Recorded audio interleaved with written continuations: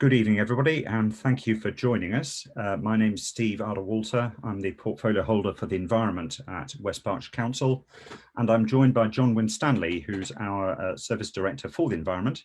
And together we're going to be giving you an update on our environment delivery plan and taking questions, both from those of you who've submitted beforehand, and thank you for that. And if we have time, any live questions from people on the session about as many subjects as we can to do with what we're planning to do and have been doing and are continuing to do on the environment. So I'll hand over to John, who will introduce himself and get us going with a quick presentation update of where we're at. Thank you very much, Steve. As Steve said, I'm John Winstanley. I'm Service Director for the Environment at West Berkshire Council. And I've got a very brief presentation that I'd like to give just on where we are in terms of the Environment Delivery Plan and the Environment Strategy. So I will share my screen.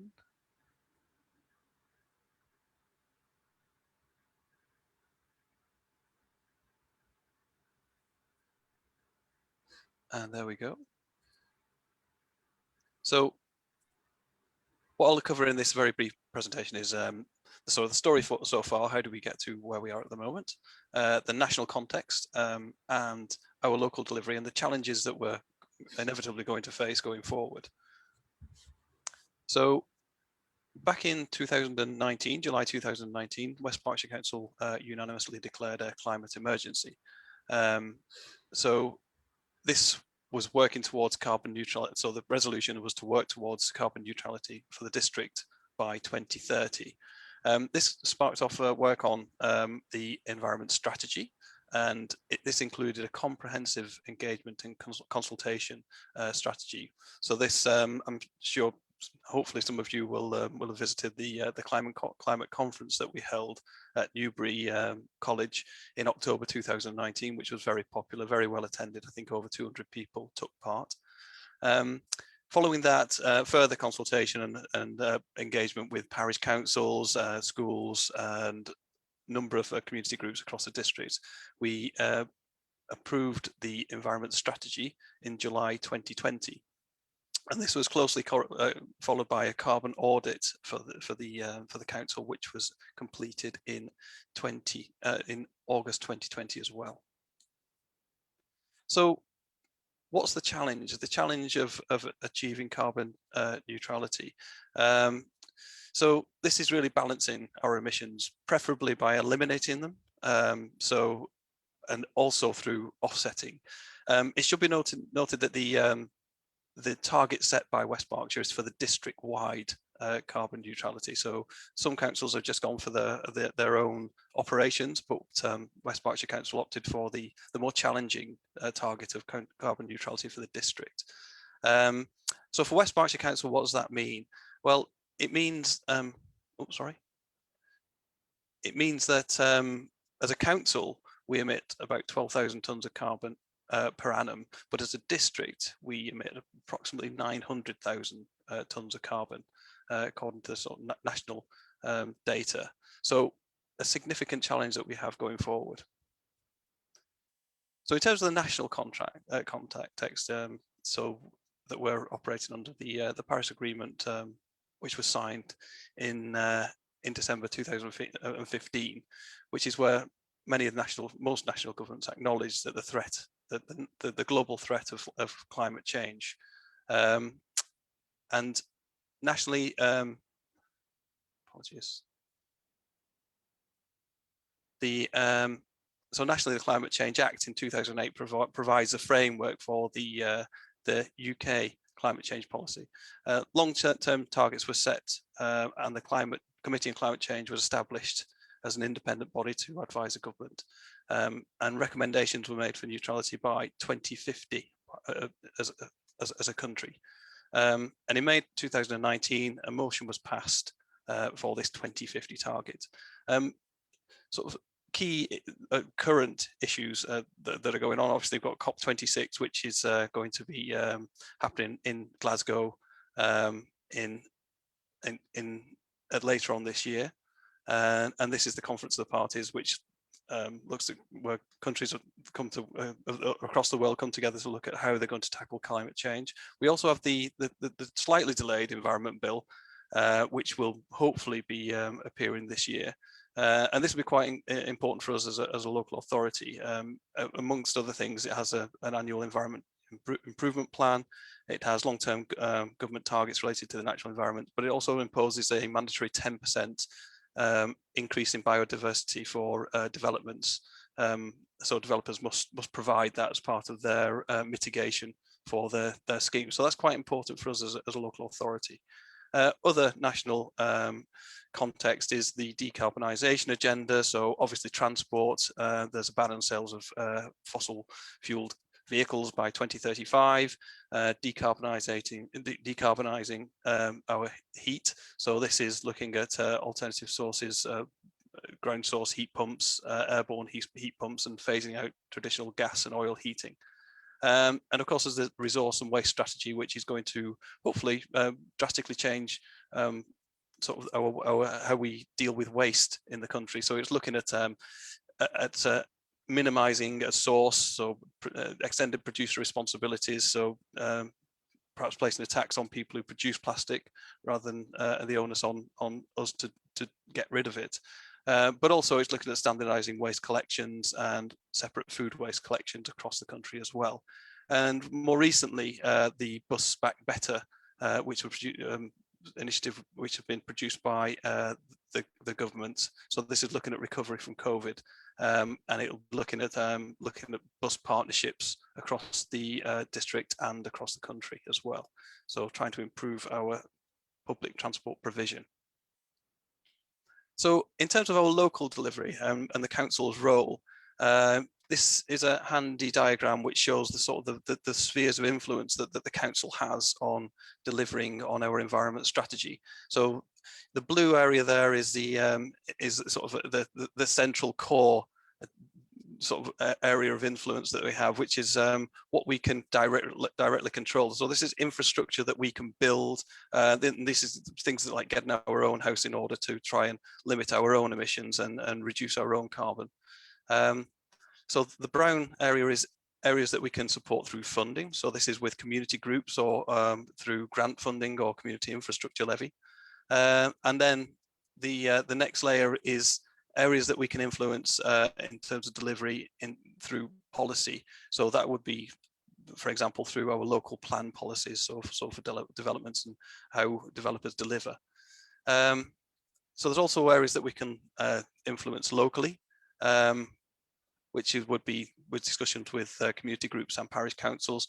And then obviously we can lobby government for national policies as well. Arguably, so more difficult to exert influence the further to the outside of that sphere that you get. There we go. So the draft delivery plan clearly builds on the objectives and the aims within the environment strategy. And it's a framework of actions to help us work towards reaching carbon neutrality for the district by 2030. And the actions relate to the key strategic objectives, so which are the five objectives are carbon neutral by 2030, responsible economic growth, healthy communities, resilient to climate change, and working with communities. So those are the key areas that we wanted to focus on. The delivery plan can be found on our website, so that is the link. And that will be available. We can send that around later on. We're currently engaging with the public and we're accepting feedback until the 26th of April. But of course, this is going to be a living document. So if anybody would like to comment on it at any time, obviously, please send through any comments or requests for information or any feedback, and we will take that on board. And also we have a survey that's available on our website as well. So in terms of the examples of the proposals and initiatives that are in the delivery plan, in terms of the different objectives that we've got in the plan, for carbon neutral by 2030, we've already set up a large-scale investment opportunities, which we were the first to set up a community municipal investment bond scheme in the country, which is quite innovative, and no doubt we'll be, given the success of that scheme, we'll be looking to roll that out further. We'll also be looking at green energy schemes throughout the district, electrifying our own fleet and working with our partners to electrify and look at ultra low emission alternatives of their fleet as well. So we're installing electric vehicle chargers across the district. We've got a number that are going to our public car parks in the very near future, and we'll continue to do that as the demand for electric vehicles goes up. So working in partnership to implement wide-scale nature recovery schemes, we have a very good partnership with the Berkshire Wildlife Trust, so BBOUT, and we'll continue to work with them for biodiversity opportunities. We've rolled out solar panels on our council buildings, on a number of them, and we'll continue to do that. And we're also looking at a solar farm opportunities, a significant one in Graiseley that we're in the early stages of developing. It's a 75-acre site with the potential to produce enough energy to power 4,500 homes per annum. So quite a significant potential investment there that we are currently at the planning stage.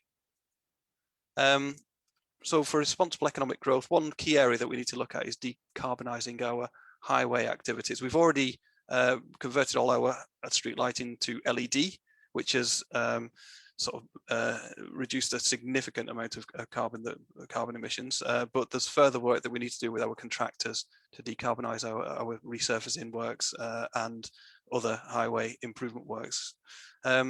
So again, natural sequestration, this is an environment banking. So this is working on looking forward to the environment bill coming in and how we can take advantage of that.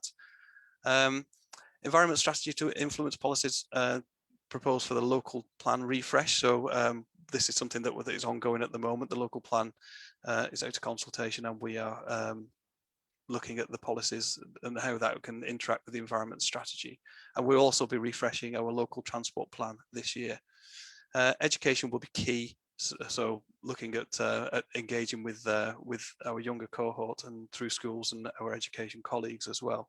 And again, working with businesses to ensure a green recovery to the pandemic. So healthy communities, we work with Reading and in the east of the district to introduce a local cycle and walking infrastructure plan. And we are very close to implementing one for Newbury and Thatcham as well. So that is going to guide our delivery of priority cycle and walking routes in those urban areas. We're also looking at increasing use of our green and blue spaces, looking at access to the countryside and how we can invest in that and take advantage of what's happened during the pandemic, where people have really sort of gone out there into the countryside, and we want to build on that and make sure it continues. And also measures to encourage and facilitate active travel, so cycle storage, training, bikeability, family training, and we're also looking at a school streets initiative in Calcott. So this is restricting vehicular access around schools to try and encourage active travel as well. So there's a pilot that we're working on at the moment in Calcott. Resilient to climate change. So we're working on with BBOUT again. A district-wide wildflower verge project, which is quite exciting. We've already done some pilot work on the A4 and some work on the A339, and this is looking at across the district at all our verges, at whether they're suitable for wildflowers. So that will be rolled out. We have a sustainable drainage policy for development, so to make sure that any developments install sustainable and drainage rather than sort of normal pipes that would go straight into the surface water sewer system. We also want to raise awareness within the council to ensure that all activities, for example, commissioning, social care, etc., they align with the aims of the environment strategy. And also, community engagement is going to be critical. We have some excellent flood forums in the district, the Pang Valley and Lambourne Valley, and also Thatcham as well. So we want to build on that good work that we have with those flood forums and roll that out, the work that they do, and roll it out further. So on resilience, just to sort of build on a few successes that we've had on resilience, we have been successful with funding from the central government for flood alleviation and resilience schemes. So Thatcham in particular, we've built a number of attenuation basins around the north end of Thatcham. Newbury has benefited from a flood alleviation scheme, also Eastbury, Bucklebury and Winterbourne. And in Thatcham alone, we've put enough attenuation in to hold over 130,000 cubic meters of water should we see the events of 2007. Again, that would protect quite a number of properties in Thatcham. We've also implemented property level protection in Purley, Lambourne and Beanham, so hundreds of properties that are protected from flooding. And we have future schemes planned in North and East Thatcham, Stamford Dingley, Hampstead Norreys and Great Shefford as well. So we're hopeful of receiving the funding for those. So council actions again, so community engagement, we can't do this on our own. We need the help of our communities. And looking at education, schools, businesses, local communities, also landowners and farming communities we need to engage with. So these are critical to the success of the scheme, is making sure that we reach out to people and get them involved. So, and our job will be facilitating as signposting as well. So looking at government grants that businesses can take advantage of. And obviously we've got the big community switch today, which is the spring one is launched today. So that's looking at more affordable and green tariffs for our residents. We're also looking at a local climate action plan, which we can engage communities with. So this is offering support and guidance to parish town councils actions, simple actions that they can take to reduce their emissions and to be more sustainable. So there's different tailored approaches that we'll be talking to parish councils with, including the greening campaign, which is a well-established local action plan. And that will be kickstarted in our area soon. We have a discussion session with parishes coming up. So challenges and opportunities. So there's challenges and opportunities in all of these areas here. So engagement, how do we do this better? We've learned a lot during COVID about engaging with the public. We've had a very successful engagement through our community hub. So it's really learning the lessons there, but there are also difficulties to engage in that those people are not currently engaged in the issues of climate change and the environment. And how do we encourage behavioural change in those areas? Building knowledge and capacity in both in-house to the council and also with our partners and with the communities. So that's going to be key to our success, is building that knowledge. So prioritising actions in the delivery plan. So making sure that those actions are informed by the carbon impacts, and the carbon audit that we've done will be key to that process. So the recovery from COVID. There's been a huge impact on public transport and on local businesses, so it's ensuring that that is encapsulated in our green recovery, and how we can sort of build back better, if you like. And also building on the opportunity for increased active travel and changes in travel behaviour that have occurred over the last year. The nature of West Berkshire has opportunities and challenges. Active travel, public transport can be challenging in a more rural community. Also, decarbonising transport can be tricky because certain vehicles don't have a huge range. The minibuses, for example, our waste fleet, needs to have the range to travel in the community, the rural communities, and it's not always easy to decarbonise that. But there's also opportunities for carbon sequestration, given that we have such large open green spaces. So that was a very much a whistle-stop tour of where we are with the environment delivery plan, some of the challenges, some of the schemes that are ongoing. So I will stop screen sharing and we'll happily take questions, of which we have a few that have already been submitted.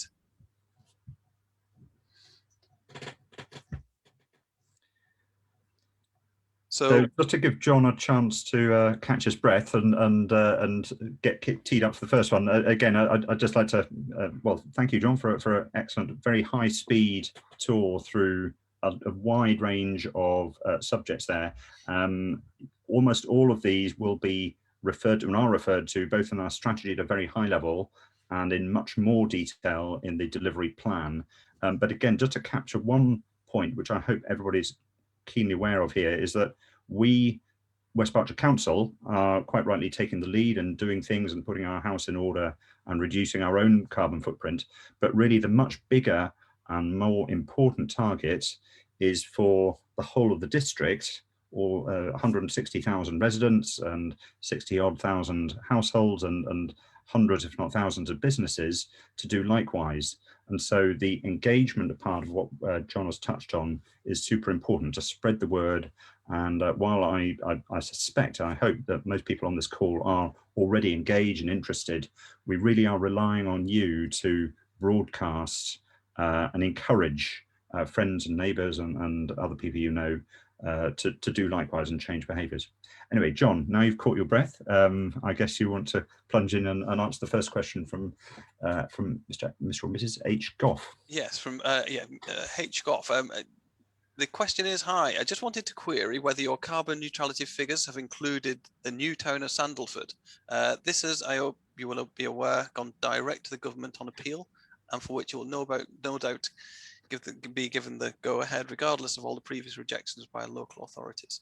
This new town tacked onto Newbury will affect carbon neutrality immensely, so I hope you'll take this into consideration. The green and environment wishes of West Berkshire Council seem to be on a separate planet to the present housing stroke town planning development department. Every green patch in Newbury is disappearing to housing, and the town centre is disappearing even faster. Newbury will soon be outsized industrialized housing estate with water shortages and high pollution. I mean, that's a really good question. So thanks very much for that. I mean, obviously our environment strategy, we've used in terms of the sort of carbon target, we've used the government's figures for carbon dioxide emissions at a local authority level. In looking forward and predicting what might happen without local intervention, we've used the current trajectory from those government figures. Of course, West Berkshire, like all other local authorities, needs to plan for more housing, and we have a local plan review which we are looking at that. So we do, we have calls for sites, and we look at all those sites. They are all assessed. But we need to work with developers so that the additional housing is delivered in our area has a zero carbon impact, or is as low carbon as possible. So building regulations are changing in this regard, but wherever we can, we like to work with the housing developers to seek higher environmental standards. So they're delivered ahead of the changes to the building regulations, and that makes absolute sense, because retrofitting homes is obviously more difficult, more expensive, and it's far easier to do it from the outset. So we are dependent on national standards to a certain extent, but we really do work to get those higher standards put in from the start. And you specifically mentioned Sandalford Park proposal in your question. So the appeal has been lodged for a refusal of the application on this site. So it has been refused. But one area upon which we are fighting this appeal, it does relate to the carbon impact. So we are very keen to make sure this development has more renewable and sort of zero carbon energy on the site. And should the appeal be allowed, again, we'll work with the developer to make sure that renewables and zero carbon technologies are included in the development. So we will do what we can to make sure that this is as carbon neutral a site as possible. Hope that answers your question. Okay, so I will rattle on now onto the next of our submitted questions. I see in the chat we've got quite a stream of extra ones coming in, and thank you again for that. So we'll go as quickly as we can, and again try to cover as effectively as possible. So the next question is from Richard. Do you have any plans to install any rapid electric vehicle charging points in the Ufton, Nervett, Tadley or Mortimer area? There's nothing here for electric cars, and given both the government grants and the 2030 deadline, our area is woefully underserved.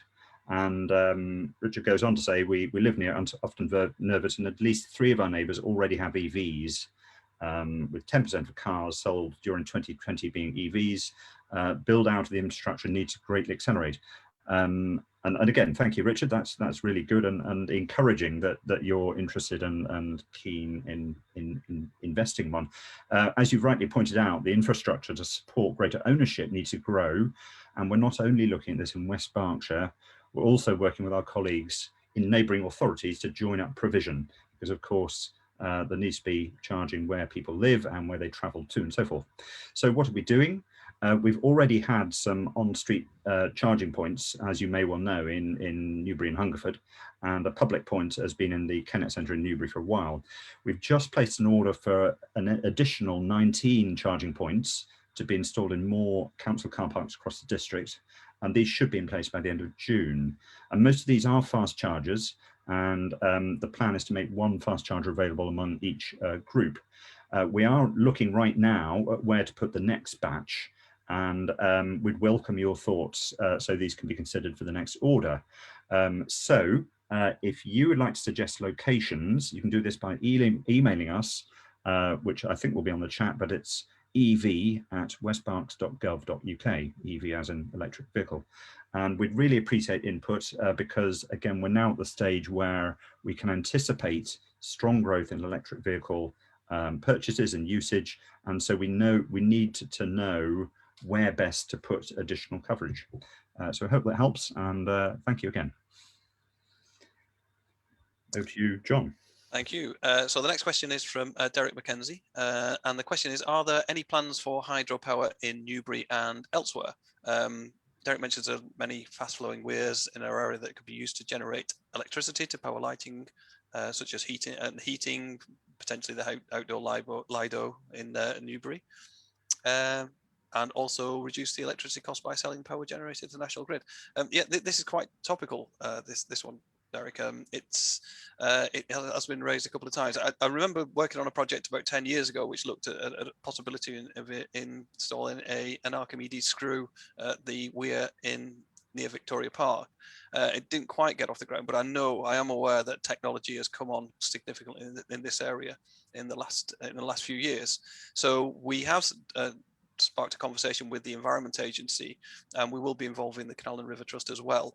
And I'm sure you're aware that the Environment Agency are responsible for the majority of for all the main rivers in West Berkshire, and the Canal and River Trust where it's canalised.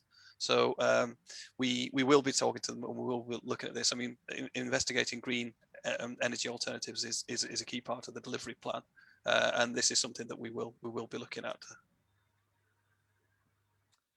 Okay, so the next question is from John Down, and John, thank you for your very large question here. I hope the answers to these various parts are of interest not only to you but to others.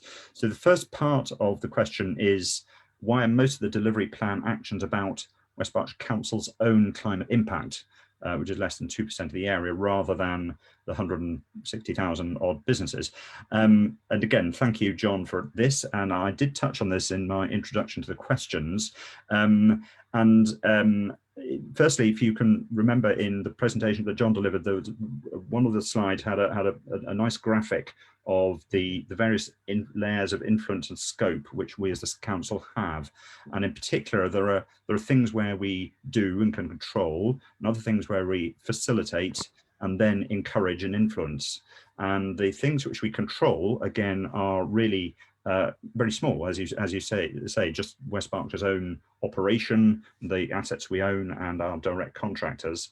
The much bigger area, as you quite rightly say, is what the whole all of the population of this district and all the businesses and other organisations, and we have to both take really concrete actions, which we can do early on because we are the council and we've declared an emergency to do that, as well as encouraging and looking for other organisations and individuals in particular to do that.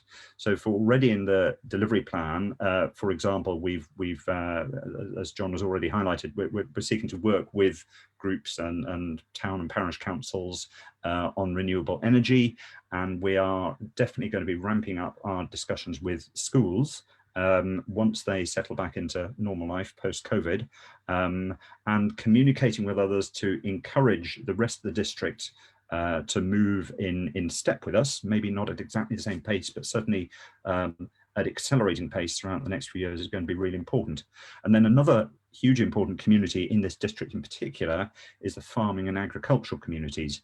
There certainly was an online message in the chat about methane emissions, and as we all know, animals generate a lot of methane, which is small but really important greenhouse gas. Farming can also help sequester huge amounts of carbon by changing farming techniques. Then working with landlords and social housing owners and providing support for active travel. These are all ways in which we the council do things to encourage and help the rest of the district. So there's a huge amount going on. And to come back to maybe the sense of your own, I don't agree that most of the actions about our own climate impact, the things that we can measure and we can move on very quickly, are about West Berkshire Council's own impact, but the much larger change, which we can only do influence indirectly, are through everybody, including everybody here on this call and all our neighbours and friends throughout the district. So both are needed, and we will also see the impact, I hope, of the much wider effort and change in the coming years. Then the next part of John's question is, what about quantified target outcomes of the delivery plan? So again, we've currently got high, medium, low labels, and you're after measurement, John. So totally point taken. This is a huge amount of work to not only assemble, which was done today, but definitely that's the aspiration, to make this more measurable, and to be able to quantify carbon reduction impacts from projects which we're looking at is not easy, and it's not quick. So what we've got right now is a initial draft plan, and it will gradually be refined, and things like tons of CO2 equivalent will be added. And again, as I'm sure you're aware, when we are looking out on mass scale activities, some of these things that there need to be increasing levels of estimates and calculations and so forth, rather than direct measurements. So it will get there. The delivery plan is going to be a living document, in that we're not going to make big bang releases every year or so. It's going to be steadily, incrementally increased, and obviously we'll enable people to track changes. But things like adding metrics to this is really important, and point taken, we will be doing this. Then moving on, financial resources, what resources have been added, and again, as mentioned, we're engaging with town and parish councils. We're investigating setting up a fund that communities can apply to for funding for projects, and we hope to be able to support more of this going forward. We're not yet at the stage where we've got every detail worked out, but we will provide information through the town and parish council network probably later this year. And then there's also going to be more funding available, such as the local authority delivery scheme for home efficiency measures, and likewise we'll spread the word both directly to residents via the new environment newsletter, which I hope everybody here has signed up to. It's a really great resource, as well as our existing communication channels with parish and town councils. Then moving on with your question, John, then you've asked why is the bulk of our publicity so far been focused on offset initiatives rather than carbon emission avoidance, which is what we really need to do. And yes, thank you again. You're spot on. It's absolutely correct. It's interesting to hear what you've taken away from our communications, but you are right that the first steps must be to look at how carbon can be reduced across many areas, and absolutely avoidance has to be done after that. In other words, taking away the things that we cannot reduce. We are looking at offsetting, and it will take time to come together. So, for example, the Graiseley farm, which John mentioned, is a huge, great project. It will take several years to build, but we have to start that sort of big project soon, and therefore publicity right now has been about some big things, in particular solar offsetting, which really is something that we can get going on quickly. But absolutely, we're fully aware of the fact that we do need to come back to carbon reduction activities. So again, please watch this space, and we will be updating you with that type of activity as well. And then finally, of your question, John. You suggest we need to see a forensic analysis of the source of human activity, carbon. In other words, the 5.8 tons per head figure, which breaks down here. You just to summarise, I fear that the current delivery plan has little or no chance to make a significant impact on the challenge highlighted in the 2019 Environment Declaration. And so, again, I see where you're coming from, John, and it's very good to keep our focus on this area. I would just highlight that, again, this is a very early part of our activity. We are in our stride, but there's a long way yet to go. So that we do want to and must get more accurate at measuring activity. I would also say, though, again, really the only thing that is going to make a substantial difference is people, everybody making individual choices and changes. And that's the really important thing. And obviously, we look forward to measuring that. We, West Berkshire Council, needs to focus on enabling it. But yes, a lot needs to happen. Okay, thank you, John. And now back to John for Graham Story's question. Thank you, Steve. Yeah, a question from Graham Story. So the question is, there's a number of facets to the question. So I'll just, so the first one is, why are you supporting large edge of town housing developments, which will be heavily car based and sited beyond walking distance of our railway stations? So, so the need to plan for additional housing in West Berkshire through to 2037, and that's being done through the current local plan review. So in many ways, larger housing sites that extend the urban areas, they do provide the best opportunity to plan properly for the infrastructure and services that the additional population will need. So, you know, schools, healthcare, transport, they're areas that can significantly benefit from the investment when considered as part of a larger plan. So it can be more joined up. So in the case of the two largest proposed housing sites, they'll be delivering homes that are similar distances away from our railway station and to existing homes in the towns, and in some cases they're closer. So the role that we have to fulfil with our planning colleagues and in partnership with the developers is to provide enhanced facilities for all modes of travel, so that residents have a choice of walking, cycling, or linking with public transport, as well as you know, a highway network that is appropriate, that will enable car travel, because we have to remember that we do live in a rural, a fairly rural district as well. And we hope that some of the benefits that many of us experienced recently of working from home can also be locked into long-term plans as we go forward and we come out of the pandemic.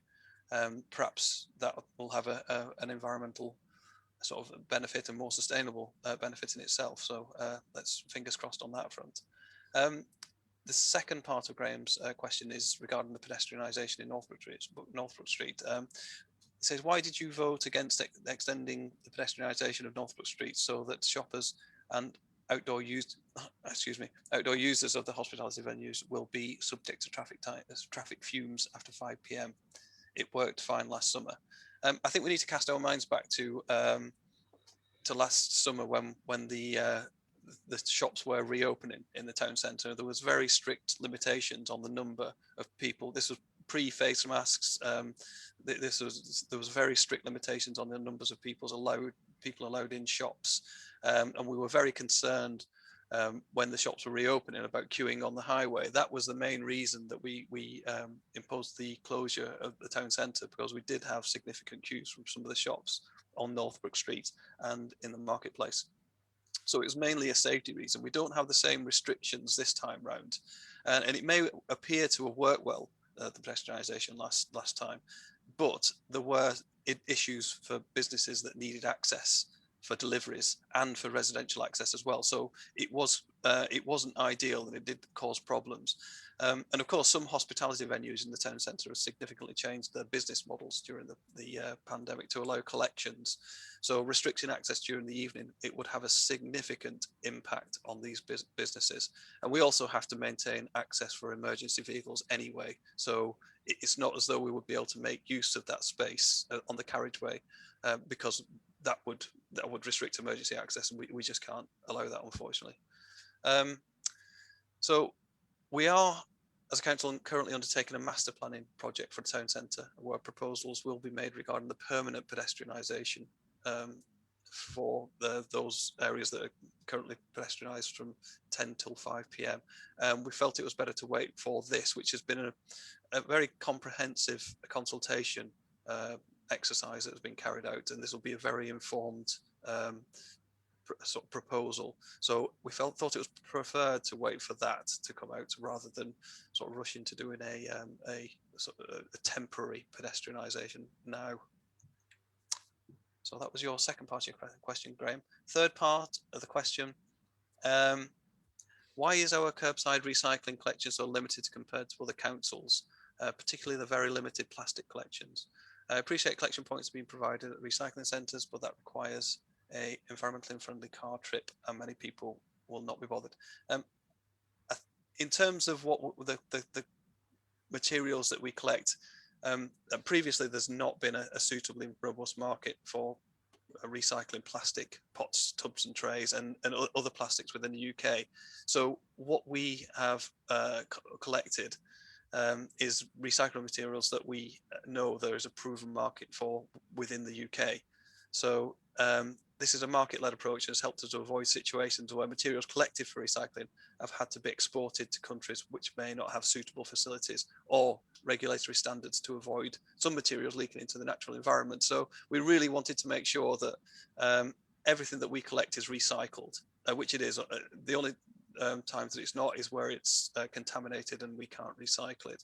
So the availability of markets for recycling plastic pots, tubs and trays is slowly improving, and the trial that we're currently carrying out will help the council to further explore the available market opportunities. So hopefully that explains that we really want to collect recyclables that we know will be recycled, and preferably within the UK, so that it doesn't travel to the far reaches of the world.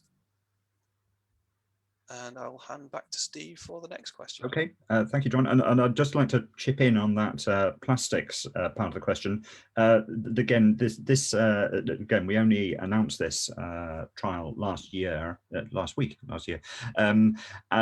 of the key things we as a council and our partner Veolia would love to see is a really good take up of it, and in particular, the more people who use these collection points in Hungerford and Thatcham and at the two household waste recycling centres, the more usage and flow of material which goes into those and is diverted away from black bins, the better it is for the viability of the scheme going forward. And of course, as we're all trying to do, the better it is for the environment. So please, could I ask everybody who's listening in to this call, do firstly collect and clean your pots, tubs and trays. Make sure they're clean, make sure the lids are off, and make sure any non-plastic bits are discarded, and that includes cling film.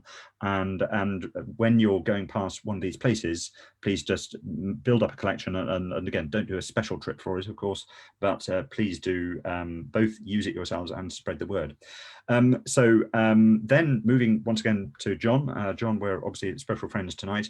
Your second question is following Her Majesty Government's announcement on the demise of individual householder green homes grant schemes.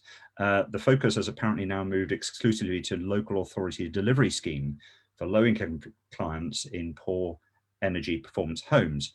However, John can't find any reference to West Berkshire having successfully bid during 2020 for any of these funds, and there doesn't seem to be any mention in the delivery plan. Did we apply, and what was the outcome? Bracknell Forest and Wokingham, for example, made a joint bid and were awarded £900,000. So John, thank you for your question about the grant and the move for government to provide funding through the local authority delivery scheme. As you've highlighted, funding is now available to help low-income households in poor energy performing homes. So firstly, we did apply for funding from the LAD scheme last December, and I'm delighted to say we've been successful in securing just over £860,000 to deliver energy improvement measures to park homes by September of this year. The timings for delivery tend to be very tight with this type of grants at the minute, but that we didn't want that to put us off submitting an ambitious bid. so we can make a good start in this area of improving energy efficiency. At this point, I'd just like to, as an aside, give a huge round of thanks to the team within John's department, who did a lot of work to bid for this money and jump through lots of hoops to get it. So we're hugely fortunate in getting a large chunk of money. And the really important news is that we're looking at how to deploy it. And while more news about this project involving park homes will be coming out, basically eligible people are people who are owner occupiers of park homes. We would encourage you, if you are one of those people or you know somebody, to sign up. We will certainly be promoting more details of this in the next environment newsletter, but it's really good news that basically the grants to enable better insulation and better heating in park homes. We're already looking at the details of the next rounds of LAD funding, so we can be ready for the next batch of projects to help households. So once again, great news, I think, and particularly for park home owners who'll be able to apply for this new round of funding. So those are the pre-submitted questions. We've had quite a flow of additional questions submitted, and the team have been forwarding those up. So now we'll turn to these, and once again, John, I guess if you could handle Gary's question, and then I'll take Paula's, and we'll sort of alternate. So Gary asks, so if you're declaring a climate emergency, why are you pushing ahead with the greenfield housing development at Sandalford? How can this be justified, and how will standing traffic emitting exhaust fumes that will result from this affect your zero carbon policy? So obviously this has been in the local plan. The Sandalford scheme was in the local plan from last time round. But as mentioned before, for sort of ensuring that the relevant infrastructure is implemented on these sort of larger developments, it's always better to have a bigger development so that you can control and get the benefits from the infrastructure. So this is a long-standing scheme in the local plan, so it really can't be changed right now. But in terms of the traffic impact, we will be working very hard with the developers to ensure that there is sufficient mitigation for transport and traffic. So that is one of the key areas that we will challenge the developer on. And of course, we will be looking at infrastructure on the site, which will allow for lower and ultra low and zero emission vehicles as well. Okay, so the next question is from Paula, who asks, why not all emissions and all greenhouse gases, please? So that's a very good point, Paula. As you're obviously well aware, while carbon dioxide is the bulk of greenhouse gas, and everybody talks about CO2, there are others as well, and methane is the next most important greenhouse gas. And then there are other nasty emissions, things like nitrous oxide and ultra small particulate emissions, which come from traffic. So regarding greenhouse gases, we do account for and must account for, in particular, methane, and that is done by including it within a measure called carbon dioxide equivalent, CO2e, you will see on some numbers. And what that effectively means is that absolutely, yes, we do need to think about all greenhouse gas emissions, and those are the things which are causing global warming, and in particular in this district where we have quite a large farming community and lots of cows who generate lots of methane. While I'm not necessarily saying that we'll try to get all those cows to eat seaweed, which apparently is a great way of stopping them doing this, absolutely we are going to be very focused on the agricultural sector and methane, as well as particulate emissions and nitrous oxide and so forth from vehicles. So indeed, we are accounting for them. We probably use carbon dioxide as a shorthand, and everybody thinks about it, but please don't assume we're ignoring other greenhouse gases. So, thank you, Steve. I think looking through the questions, Paula has asked who is responsible for ensuring the stock of housing for social rent is upgraded, and where will the funds come from, please? This will be sovereign housing would be in charge of the social housing stock for West Berkshire. And one of our key partners, so we'll work with Sovereign to look at their housing stock, and also work with them to see what funding we can look at from central government. I'd be very surprised if there isn't further rounds of government grants for social housing. So this is something that we will form part of the delivery plan, and we will work with Sovereign to see what we can do in that area. Okay, thank you, John. Now it's my turn, and there's a question from Claire. I'm assuming you have completed a carbon audit now, or are planning to very soon, and where can we view this? So thank you, Claire. That's a great question. We can answer that very confidently that yes, we have completed a carbon audit. I believe that if it's not already on our environment website, there will be a link to it very soon. But in essence, yes, we have done exactly that. And this is a very deep subject whereby different scopes of emissions need to be accounted for differently. Government have got a keen and quite justifiable interest in making sure that carbon audits are standardized so that our carbon audit is equivalent to, for example, Reading Borough Council or such and such a factory and the like. And so we include, for example, our prime partners, Veolia and Volca Highways in that. So yes, we've done it. To anticipate another part of your question, the much harder thing, while auditing West Berkshire Council as an organisation, as I was alluding to earlier, is a fairly well-defined task, it's much, much harder and more diffuse a job to do that for every other business and organisation and household in the district. So a lot of the data has to be statistical and is gathered by government, who do produce some very detailed data sets, and we make use of those. Businesses, we're going to be encouraging businesses to do that, and I know that many of the leading companies within West Berkshire are already doing exactly that. So to just take one well-known example, Vodafone is very keenly engaged in measuring and reducing its carbon footprint, and I'd encourage every business within the district to do so.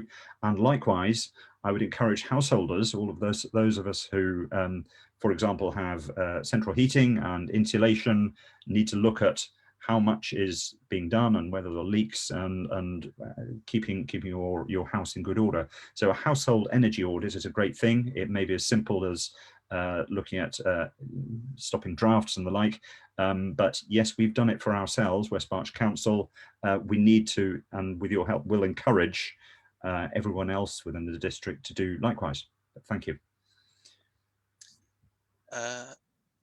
So the next question is from Alice.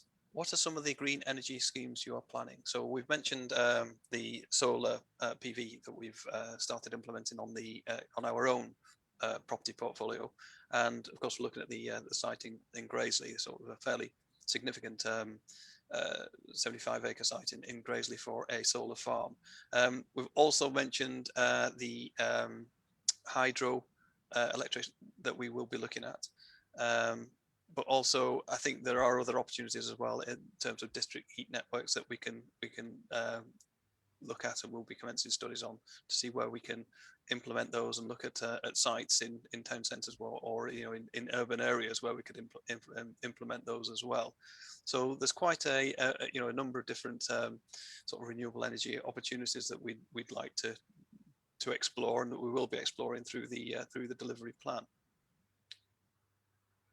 Okay, thank you, John. Then I'll take up another question about Graiseley from Julie.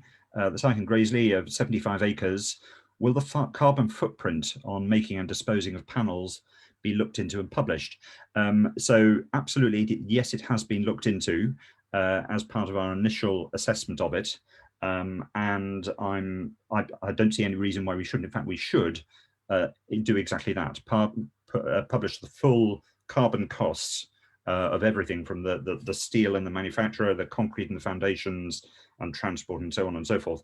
So again, we've done that for the initial assessments, and I'm confident that we will publish once we have finalized the scheme. By the way, it is still a draft proposal. There are hoops to jump through and there could be something which slows down, or I hope not even stops it. But yes, that's the anticipation, that we need to take into account the manufacture of these very good things, solar panels. And as for disposal, absolutely, we will do so again. The project life is, I believe, 30 years. I'd very much hope that by that time, the energy from the production of the steel and the silicon and the glass will be able to be recycled. And so while there will be a cost, it will be a lot less than initial manufacture. But yes, very good question. We do need to, and will be certainly publishing the initial carbon footprint of Graiseley, as well as its contribution. Thank you. Thank you. The next question is from Claire. Given the huge carbon footprint of our diets, have you considered working with organizations like ProVeg to provide more meat-free meals in all council buildings, including schools, through education and increased choice? I'm not sure about working with that particular organization, but yeah, the carbon footprint of our diet is obviously something that we need to be mindful of through sort of community engagement and education, but also about making sure campaigns that we have through our waste colleagues about making sure that we minimize the amount of food that we throw away as well. I think is quite key to that area. So we do run those campaigns about making sure we cook everything that we buy and eat everything that we buy, rather than being wasteful with that. But in terms of schools, I mean, they are encouraged to provide healthy and balanced meals for students, and meat-free options are available. And we do plan to work with our schools to sort of give greater education to school children about the link between food and climate change. So yeah, we will be taking this forward. But yeah, if you've got any specific programs or contacts or organisations, then we're more than happy to look into those and take those on board. So thank you very much for that, Claire. Okay, thank you, John. So the next question from Susan is about flood alleviation and sewer clearances. John, I wonder if you could answer that one, because it's your domain, and I'll pick up the next one from Claire about investment. Yeah, I think revenue investment was taken out a few years ago, but I think that's probably been supplemented in more recent years by increased capital investment. So I would probably say that over the last year in particular, we're in a much better place in terms of our regular drain and gully cleansing than we were a few years ago. So it's probably just shifted from revenue to more capital. I don't think we ever really did sort of regular. The sewage clearance, we do gully emptying, but sewer clearance was always really sort of by exception. Where we had blockages, we would go in and clear the sewage. The sewage network, the surface water sewer network is so vast that you couldn't really have a regular program of cleansing. It's not sustainable. So it would be a by exception where we have blockages or we need to do repairs. But in terms of funding in the programs to support that, I would say that certainly over the last few years, we're in a better place than we had been in previous years.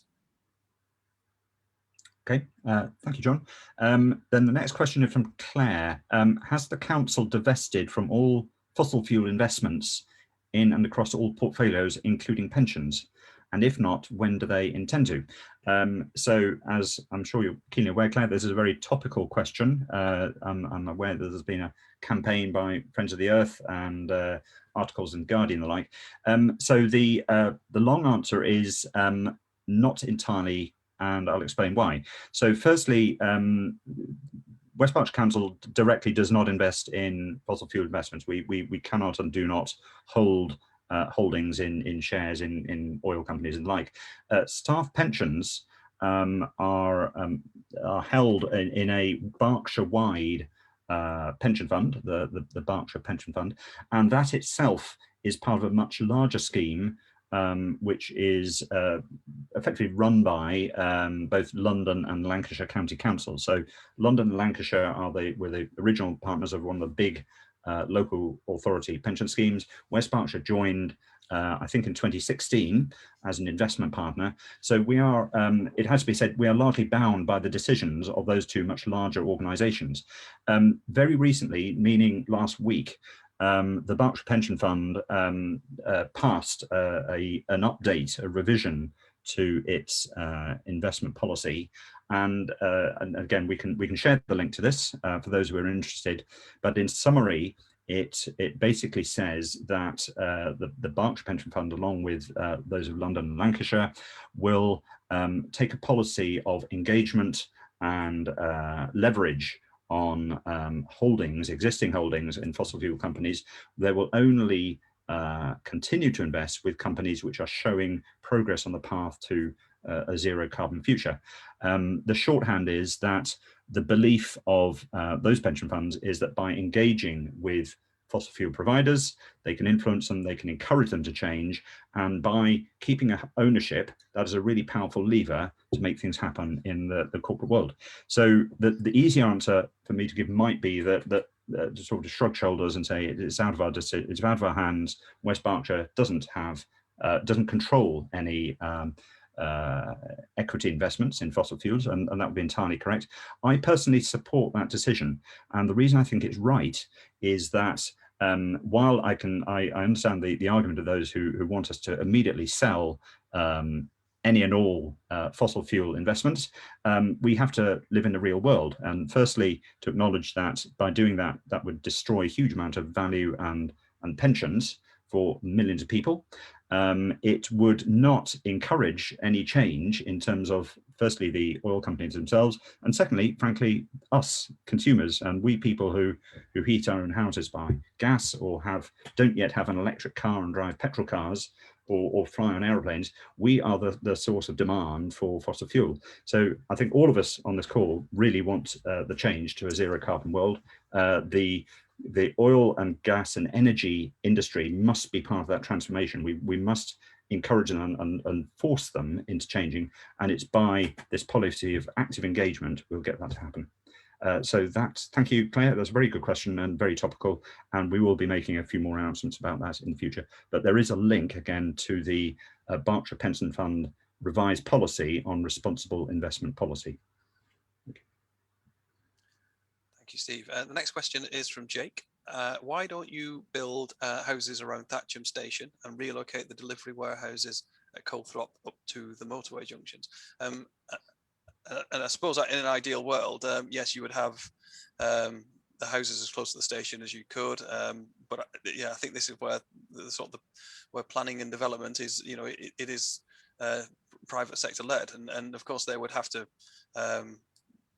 pay for the relocation of those properties up to the motorway, and it wouldn't be a viable option for them. I suspect that is what it would come down to, is the viability of buying up all that land, demolishing all the warehouses, and then relocating them at Colthrop. That would be a very expensive process to go through. So yeah, I think that we'll always look for the most sustainable locations, I'm sure, through the local plan process, which is what it's geared up to.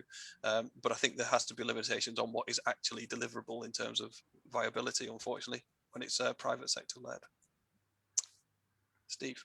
Okay, thank you, John. The next question then is from Elise. Elise says, I'm delighted to see the trial of collection of plastic tubs at Waitrose and the recycling centres. I remember Veolia saying that the reason they're not taken in the recycling is that they could not find and guarantee a viable recycling solution. And this was in September 2019. Please, can you explain what has changed? So as I think John touched on, and we've touched on this already with the trial is a trial because we and Veolia, who are our key partners here, are detecting a change in the market, the demand for recycled plastic. One of the major things behind this is the government's environment bill, and as many will be aware, that has been delayed somewhat, but we're still expecting that to be passed by Parliament this year. But one of the key points in the Environment Bill is to extend the responsibility for waste recovery and recycling onto manufacturers. And that signal by the government that legislation will start to say to producers and manufacturers, in particular of consumer goods and the packaging of consumer goods, that you are going to have the responsibility to deal with the recycling of these, that we believe is what is starting to change the market and encourage more people to invest in recycling and to make use of the material that will be coming. So hopefully, and again, we're not there yet, we need to see evidence through continued uptake of our hopeful continued new stream of recycled plastic. Hopefully we will see more plants within the UK who are willing and able to not only process the material, but find end markets to use it. That is what is starting to change. It is early days, but we're cautiously optimistic that this will only get bigger and bigger as the market accepts the reality of this new extended producer responsibility, EPR. Thank you. Thanks, Steve. The next question is from Richard, and it says, is West Berkshire Council really focused on achieving carbon neutrality by 2030? Goes on to say, only one of your 5 objectives is aimed at it, and only 5 of the 25 actions for that objective are to do with public-wide emissions, against 13 for WBC's emissions, which are tiny by comparison. The strategy says you aim to reduce per capita emissions from 5.8 tonnes to 2. Which actions will do that, and how will you measure progress? It's a really good point, and I suppose we mentioned a couple of times before about getting our own house in order, and of course this is a consultation on the delivery plan, so we're really keen to receive comments from that on how it's displayed and how we sort of monitor it and feedback. So yeah, perhaps we do need to look at beefing up our objectives, which are aimed at sort of more engagement with the public and reducing the sort of the district-wide emissions and changing behaviours, which is going to be key at the end of the day to making sure that we can achieve the district-wide target of carbon neutral by 2030. You say which actions will do that and how will you measure progress? We will be reporting back to our executive on progress on an annual basis based on our carbon audit sort of results, which we'll repeat on an annual basis, but also based on the sort of the national data set as well. So that's how we will monitor progress. But yeah, what we obviously need to do is make it clear in our delivery plan as it is, which we will going forward. Like I say, it's a live document, so we're really happy to take these comments on board of how the actions will relate to the result. So that's something that we need to focus on a little bit more, I think. Thank you very much for that, Richard. Thank you, John. And I'd just chip in with a further comment on that I'm certainly, and I know John is too, we're keenly aware that some of the really hard but big targets, there is really no good solution right now. I'm particularly thinking of domestic heating. So the majority of us in the district have either got gas central heating or oil. And while heat pumps are excellent, provided one can get green electricity, they won't work in every house. They won't work in houses with microbore plumbing, as I found out recently. So how to decarbonize the very extensive gas network throughout the UK and in this district is a really difficult one. We don't have the answers. And even if we did have the answers, the delivery of that change really is in the hands of each and every householder. So again, we need to encourage, and by we, I mean everybody here on this call, and not just us, the council, but there needs to be concerted action to raise awareness around people, and frankly hope that a new technological solution, maybe for example, blending hydrogen into natural gas might be a good first step. Something like that will help the heating challenge, which is a really big, tough one. Anyway, I'm digressing because there's where time is ticking on and there's still quite a few questions. So Annie has asked, why did you let cars back into Northbrook Street after the summer trial? It was so much better when there was not the flood of emissions as cars roar through at 5 o'clock.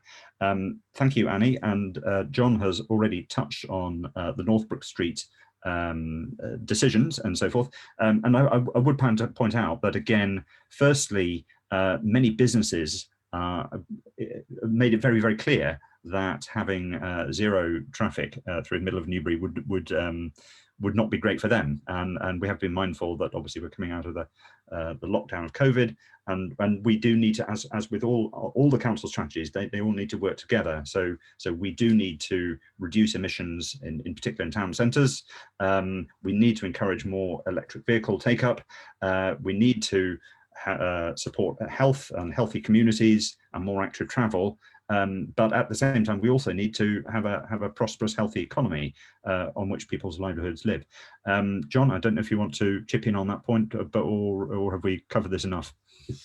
Yeah, I think you've summed it up quite well there. It was a request from businesses, and it was only ever introduced for a temporary measure because of concerns about safety due to people who would be queuing for shops out on the street because of the limited numbers that were allowed in. So it was only ever introduced as a temporary measure in the first place. So that was the reason, really.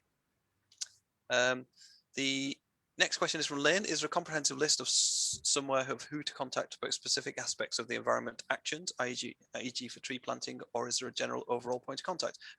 There is an email address, Lynn, which is environment@westberks.gov.uk, and I'm sure that will be put in the Facebook chat by one of my colleagues. Okay, thank you, John. And then hopefully a quick one from Jack. Apologies if this has been covered already, but how are you planning to measure whether targets have been achieved? And again, that's a short but really good question, Jack. Some targets are really easy to measure whether we've done them. We, for example, put solar panels on a roof, and that is achieved and done. The harder ones then are to measure targets which are metric. And I think John earlier, John Down, was asking about making these things measurable. And some of those are really difficult.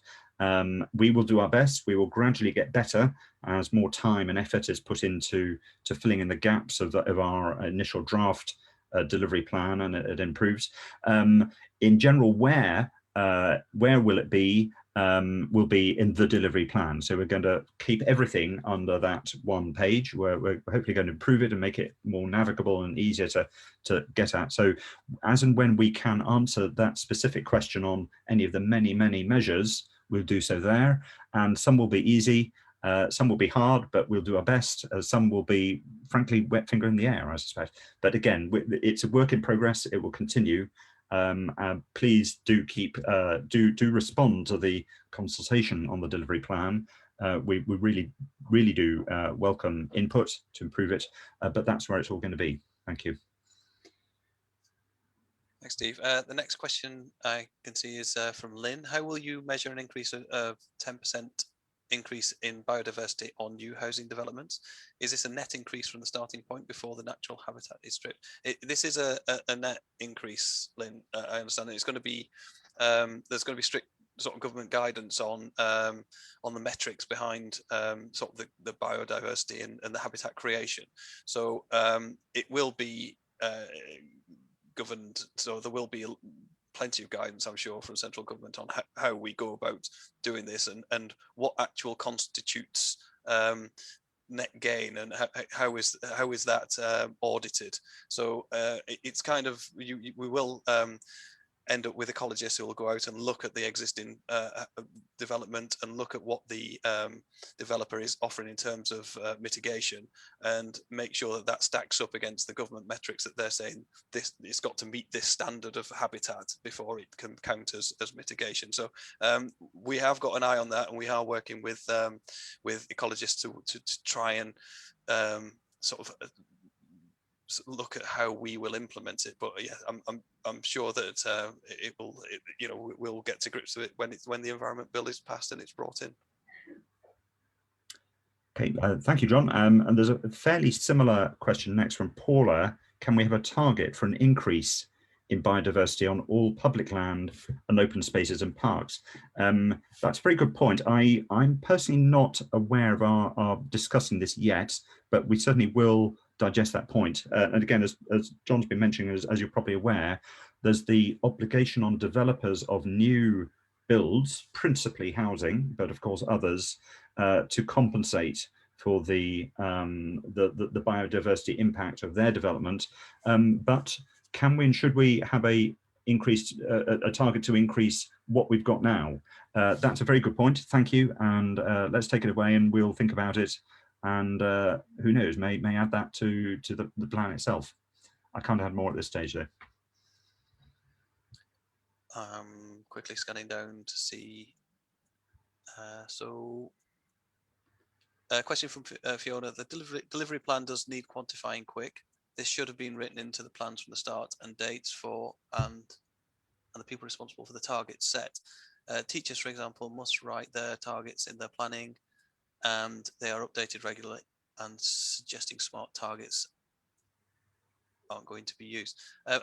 Yeah, I think this touching on the sort of the monitoring and the quantifying in terms of carbon, and as Steve said, some of these targets are very difficult to quantify at the moment, and that there isn't answers to sort of all of the things that we want to do and implement. But and it is work in progress, and we will need to go through. And I think if we'd have waited until we had a completely finished delivery plan where everything was completely quantified and we had targets, smart measurable targets for all of the actions that we want to implement, I think we've been waiting a little bit longer to publish a delivery plan, and we really wanted to get working on this and get it moving forward quite soon, and to get it out into the public domain so that people can start commenting on it. I absolutely appreciate what you're saying, Fiona, but we really wanted to move forward with this as quickly as possible, and it will be a live document, and we will take it forward. But yeah, so hopefully that answers the question, but we will be working on that going forward.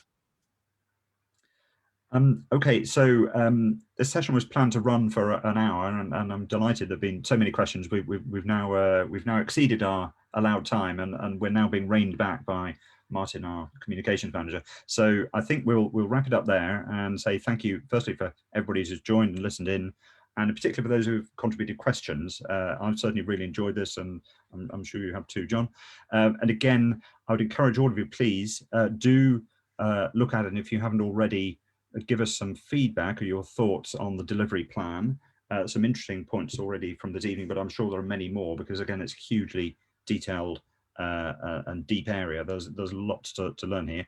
And again, we appreciate your input and look forward to getting through consultation. We will digest everything that's come in, not only this evening, but separate responses, and look forward to finalizing that and improving the delivery plan in the light of these suggestions fairly soon, and then obviously carrying on work with it, and it will constantly be evolved. So thank you again, and again appreciate and look forward to the next of these sessions, and again please do contact us by the various channels that are being published.